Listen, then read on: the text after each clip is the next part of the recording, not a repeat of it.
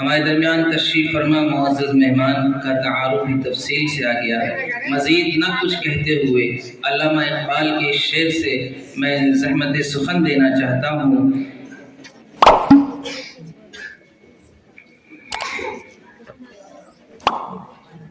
नवा पैरा हो ए बुलबुल के हो तेरे तरन्नुम से, नवा पैरा हो ए बुलबुल के हो तेरे तरन्नुम से, कबूतर के तने नाजुक में शाही का जिगर पैदा, तेरे सीने में है पोशीदा राज़ ज़िंदगी कह दे, तेरे सीने में है पोशीदा राज़ ज़िंदगी कह दे, मुसलमान से हदीसे सोज़ साज़े ज़िंदगी कह दे।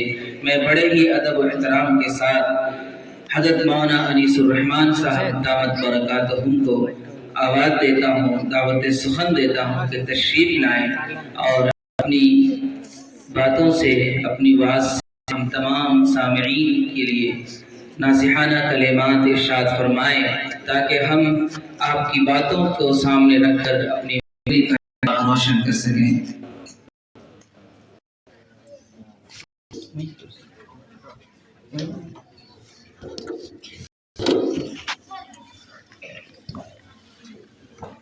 बिस्मिल्लाहिर्रहमानिर्रहीम। केजी पब्लिक स्कूल के अजीज़ तलबा, यहाँ के टीचर्स और स्टेज पर बैठे हुए उलमा, समाज के अहम अफराद, तालीम पाने वाले का हक क्या है हमारे ऊपर। अगर हम, मेरे बच्चों, आप जब इस केजी पब्लिक स्कूल में आते हैं तो आपके एहतराम में हम खड़े होकर आपके पाँव के नीचे फर्श और कालीन बिछाएं तो भी आपका हक अदा नहीं होगा। जो हमारे टीचर हैं उनके एहतराम में, उनकी इज्जत में अगर हम उनका रोज़ाना पाँव धोएं तो भी टीचर का हक अदा नहीं होगा। एक हदीस में है कि कोई शख्स जब पढ़ने के लिए जाता है तो हर मखलूक कायनात की उसके लिए, उसकी एजाज़ में, एहतराम में दुआ करती है। यहाँ तक कि फरिश्ते अपना पाँव पढ़ने वालों के नीचे बिछाते हैं। तो भला बताओ मेरे अजीज़ तलबा तालिबात, जब तुम्हारे पैर के नीचे पढ़ने आते हो तो फरिश्ते पर बिछाते हैं, तो हम अगर कालीन बिछाएं तो भी क्या आपका हक अदा होगा? नहीं। पढ़ने और पढ़ाने वालों का हक, उनकी अजमत बहुत बड़ी है। आपने आज जो प्रोग्राम पेश किए, जिन अल्फाज में, जिस लबो लहजे में, जिस तरह सवालों के सही जवाब दिए, वो बहुत ही काबिले तारीफ है। हम आपके एजाज में खड़े हैं, आप भी हो जाइए। खड़ा होना भी सुन्नत है हमारे नबी की। आप लोग बैठ जाइए।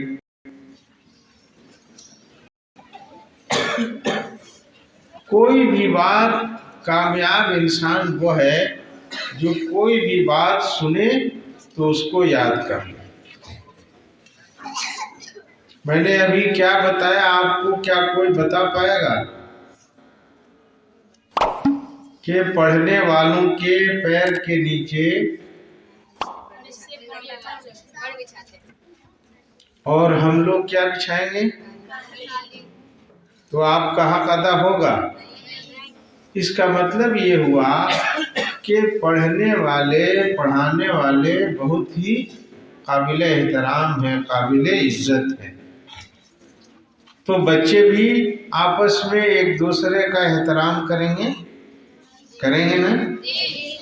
काबिले इज्जत है तो सब एक दूसरे का एहतराम करेंगे। उसका मतलब ये हुआ कि आपस में लड़ाई नहीं करेंगे, बैठने के बाद एक दूसरे को धक्का नहीं देंगे, है ना। इसलिए कि फरिश्ते आएंगे तो क्या धक्का देंगे आपको? नहीं। तो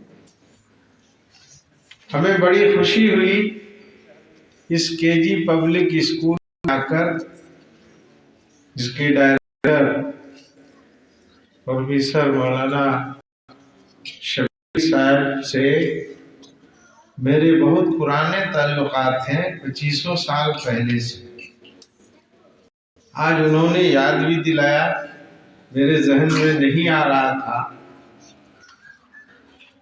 आज आपकी तालीम और तरबियत को देखकर खुशी हुई। अच्छा ये बताओ, मुंह और जबान का क्या काम है?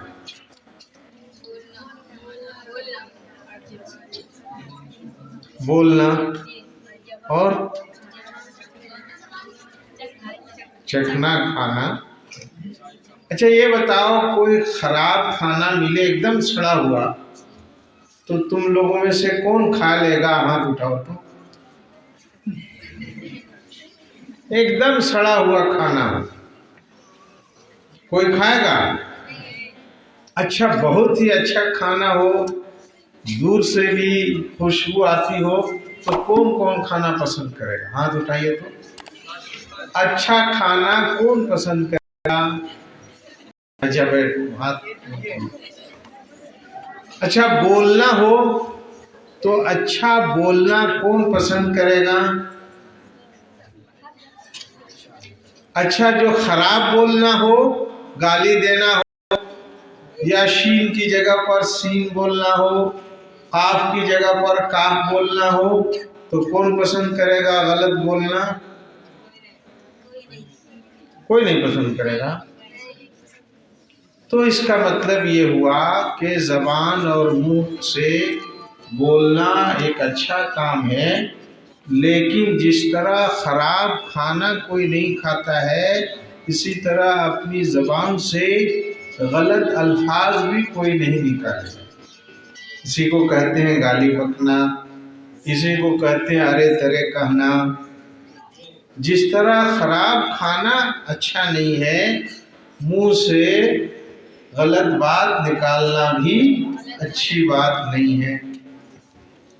अच्छा एक दूसरे की शिकवा शिकायत करना अच्छी बात है या गलत बात? अच्छा प्राइम मिनिस्टर की शिकवा शिकायत करना, गीबत करना अच्छी बात है कि गलत बात? तो समाज में तो हर कोई प्राइम मिनिस्टर के बारे में उल्टा पलटी बोलता है, क्या तुम भी बोलोगे? कोई भी इंसान हो, उसके पीठ पीछे उसकी बुराई बयान करना गलत है, गुनाह है, कोई भी इंसान। इसलिए सबसे अच्छा आदमी वह है जो अपनी जबान से गलत बात नहीं बोले, न खराब खाना खाए। अल्फाज किस तरह बोलेंगे इसको सीखना पड़ता है। सीखना पड़ता है कि नहीं? जिस तरह अच्छा खाना बनाना सबको नहीं आता है, उसको सीखना पड़ता है। सीखना पड़ता है। अच्छा स्कूल में तुम लोग क्या क्या सीख सकते हो, क्या नहीं सीखोगे?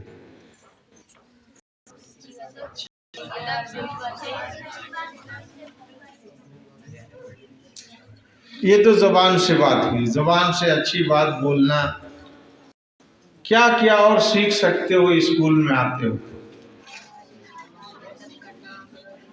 पाँव का क्या काम है? तो क्या स्कूल में आने के बाद बैठना और चलना भी सीखोगे? तो कौन कैसे बैठेगा, कौन कैसे खड़ा होगा, ये भी सीखना है। जिस तरह खराब खाना जो दूर से बदबू करता हो आप अपने मुंह में नहीं ले सकते, इसी तरह स्कूल में पाँव कैसे रखना है, कैसे चलना है, इसको भी सीखना है। जिसने ये नहीं सीखा, इसका मतलब है स्कूल में सही चीज नहीं सीखा। अच्छा, हाथ का काम क्या है?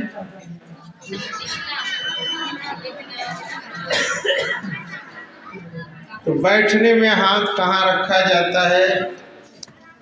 अगर ये नहीं सीखिएगा इसका मतलब है स्कूल में नहीं सीखा आपने। आँख का क्या काम है? आगे देखिएगा कि पीछे मुड़ के देखिएगा?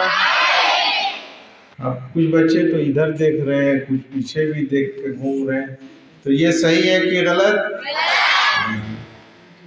अच्छा, कान का काम क्या है?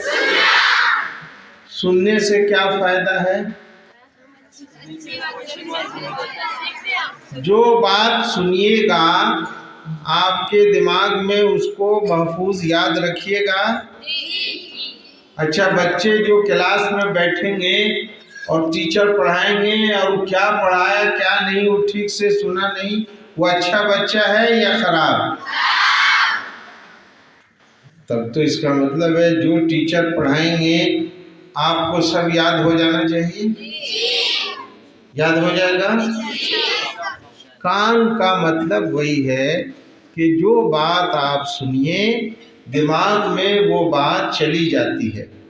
ध्यान से सुनिएगा तो पूरी बात आपको याद रह जाएगी। अच्छा, किसी के पास कलम है क्या? जरा हाथ उठाकर दिखलावे कलम को। बस एक ही लड़के के पास है।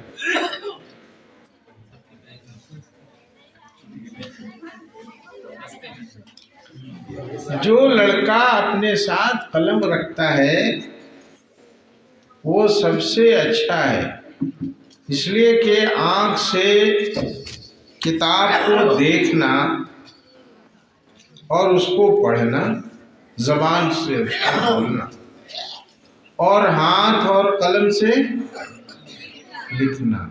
जिस तरह जबान से बोलना सीखा जाता है उसी तरह कलम से।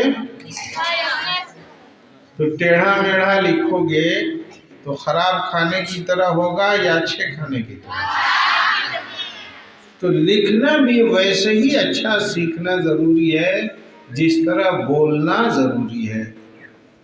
बच्चे अच्छा याद कर लेते हैं लेकिन लिखने की मशक नहीं करते हैं तो स्कूल में भी कम नंबर आता है, और वो जब नीट में एग्ज़ाम देंगे, आगे जाएंगे और आगे जाएंगे, लेक्चरर बनेंगे, पीएचडी करेंगे, तो वहाँ भी कलम की अच्छी लिखाई की ज़रूरत पड़ती है।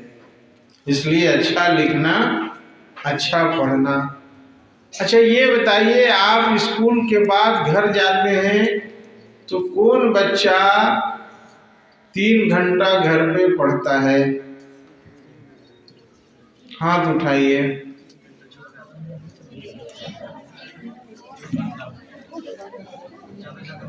तीन घंटा जो पढ़ता है वो हाथ उठाएगा। अच्छा, 1 घंटा कौन पढ़ता है?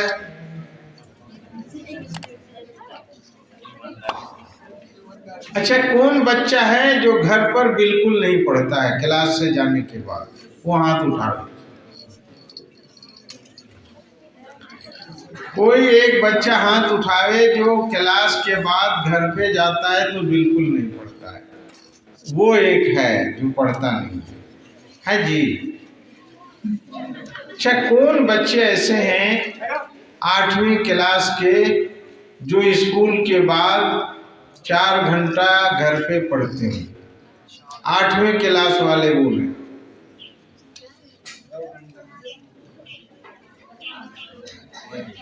कोई नहीं है। इसका मतलब ये हुआ कि आपने अभी तय नहीं किया है कि हमें 2 रोटी खानी है या 4 रोटी खानी है।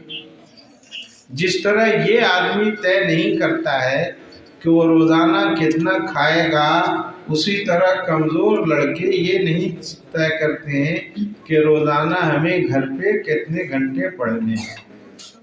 8वीं क्लास और उससे ऊपर के बच्चे अगर 4 घंटे से कम पढ़ेंगे तो वो अच्छा नंबर नहीं लाएंगे। 10वीं क्लास में जाते जाते बच्चों को कम से कम 5 घंटा रोजाना घर पे पढ़ना है। 11वीं 12वीं में भी नीट की तैयारी वाले बच्चे क्लास के अलावा जब 6 घंटा पढ़ेंगे तो उनकी कामयाबी मेडिकल में, इंजीनियरिंग में यकीनी है। और जो बच्चा घर पे 8 घंटा पढ़ेगा वो लिख ले अपने अपने कलम से कि वो नीट में जरूर कामयाब हो जाएगा। मैं इसी के साथ आप सबको मुबारकबाद देते हुए अपनी बात खत्म करना चाहता हूँ। लेकिन खत्म करने से पहले ये सवाल पूछना चाहता हूँ कि 8वें क्लास का कौन बच्चा मैट्रिक के बाद नीट की तैयारी, नीट कहते हैं बेटे जो मेडिकल और आईआईटी की इंजीनियरिंग के लिए जो कोचिंग होती है, उसमें जो इम्तिहान होता है उसकी तैयारी, उसमें जो कामयाब होगा तो सरकारी मेडिकल कॉलेज में, आईआईटी में उसका एडमिशन होगा। तो तुम में से कौन चाहता है 8वें क्लास वाले बताएं? कोई है 8वीं क्लास का लड़का? तुम नीट करना चाहती हो तो कै घंटा पढ़ोगी? खड़ा होकर बताओ मुझे। 8। जरा इसको माइक दे दो भाई। अभी कै घंटा पढ़ती हो और आइंदा कै घंटा पढ़ोगी नीट की तैयारी के लिए?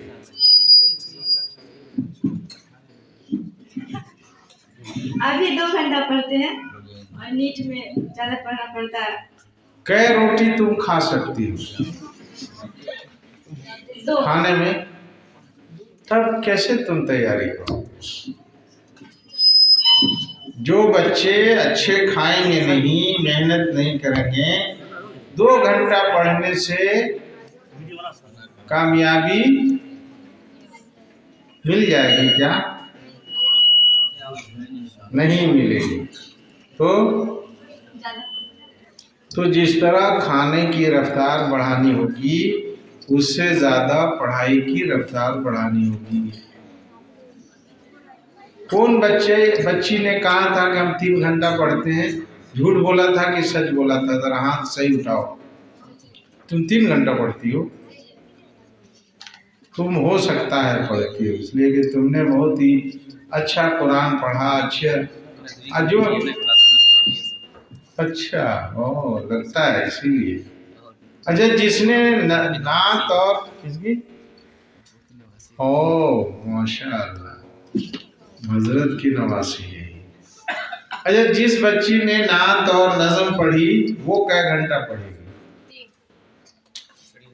8वीं में हो, 7 में हो। हमको 11, 12, 10, 11वीं 12वीं में चाहिए कि जो लड़का लड़की 6 घंटा घर पर पढ़ेगी वो अपना इरादा बतावे क्या वो पढ़ सकती है या नहीं है? जी। तुम पढ़ सकती हो, तुम्हारे अंदर ये है हिम्मत, बहुत अच्छा। मेरे बेटे बेटियों, जब तक तुम क्लास में ध्यान से नहीं सुनोगे और घर पर जाकर नहीं पढ़ोगे, अगर 6 घंटा क्लास में होता है और जो लड़का लड़की 6 घंटा घर पर भी पढ़ेगा वो अपने प्रिंसिपल से लिखवा ले क्या कामयाबी, अपने इस पर लगा ले, वो कहीं भी रहेगा कामयाब होगा। जिंदगी के जिस काम में चाहेगा कामयाब होना वो कामयाब है। कोई है ऐसा हिम्मत वाला? इसने तो कहा है कि हम पढ़ सकते हैं। तुम लोगों में से बताओ, तुम पढ़ सकते हो और कोई? तो अभी से आपको मेहनत करनी है। अच्छा, 99% क्लास में हाजिरी वाले लड़के लड़कियों में कौन है? 99%। 100 दिन क्लास होता है तो 1 दिन कहीं गलती से गैर हाजिर होगा। अच्छा, तुम लोगों में से डॉक्टर कौन लोग बनना चाहते हैं? तो डॉक्टर बनने के लिए मैट्रिक के बाद रोजाना घर पे 6 घंटा पढ़ना होगा, क्लास में 6 घंटा। और जो लड़का लड़की 14 घंटा क्लास और स्कूल मिलाकर पढ़ेगा वो तो नंबर 1 का बनेगा। जो आईएएस बनना चाहता है वो लड़का लड़की 6ठे क्लास से लेकर बीए तक कम से कम 6 घंटा, और जब आईएएस की तैयारी करेगा तो 15 घंटा पढ़ेगा, वो आईएएस बन जाएगा। ठीक है? कोई हिम्मत करेगा जी? 1 साल 15 घंटा पढ़ लोगे और शुरू से 6 घंटा पढ़ते रहोगे तो 1 साल का 15 घंटा और पहले का 6 घंटा तुमको आईएएस बना देगा। हमसे आईएएस के लोग जो करते हैं, किए हुए हैं, हमने पूछा कि किस दर्जे के उसमें सब्जेक्ट पढ़ने की ज़रूरत है, तो बोले सीबीएसई से 6ठे दर्जे से लेकर 12वीं तक की किताबों को ही सामने रखना पड़ता है और उससे ऊपर कुछ जनरल नॉलेज।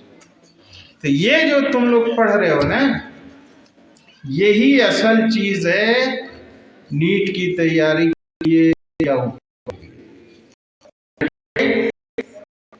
लेकर 12वीं क्लास तक का जो भी सब्जेक्ट है ना, इसको अगर ठीक से याद कर लोगे, पक्का याद करना, ऐसा याद करना कि आईएएस बनने तक तुमको वो दिमाग से बात जाए नहीं तो तुम आईएएस बन जाओगे। यही आईएएस आईपीएस डॉक्टर इंजीनियर बनाता है, ये याद रखना। उसके अलावा थोड़ी सी मेहनत की और ज़रूरत होती है, इसलिए इस मेहनत को और छोटी उम्र में 3 बार एक चीज़ को रटोगे तो याद हो जाता है। समझ कर रटना है, लेकिन रटना। अच्छा, सबसे मुश्किल सब्जेक्ट कौन सा है?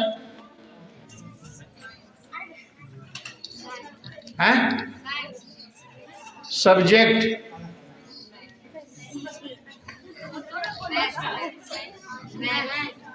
सबसे आसान सब्जेक्ट कौन सा?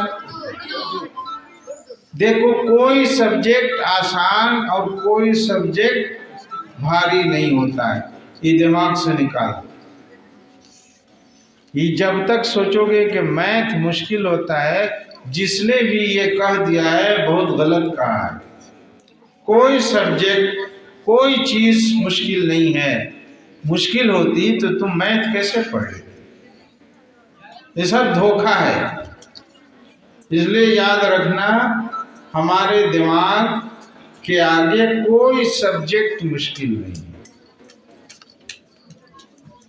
सब सब्जेक्ट आसान है, चाहे उर्दू हो, हिंदी हो, मैथ हो, साइंस हो। शर्त यह है, जरूरी यह है कि ध्यान लगाकर मैथ को सीख लो। 2 दूना कितना होता है? ये मुश्किल है क्या जी? ये बच्चा भी बोल रहा है। 2 दूना कितना होता है? 4 दूना कैसे मुश्किल हो गया जी? तो मैथ तो सबसे आसान है, ये सब लड़के बता रहे हैं। सबसे आसान हो गया। 15 दूना 20, अरे 20 दूना 40 नंबर वाले लड़के को क्या कहते हैं?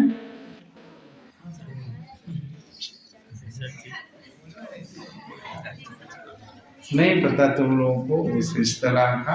तो ये नहीं समझना चाहिए कि मैथ मुश्किल है और अंग्रेजी मुश्किल है, ऐसा कुछ नहीं। सारी जबान आसान है,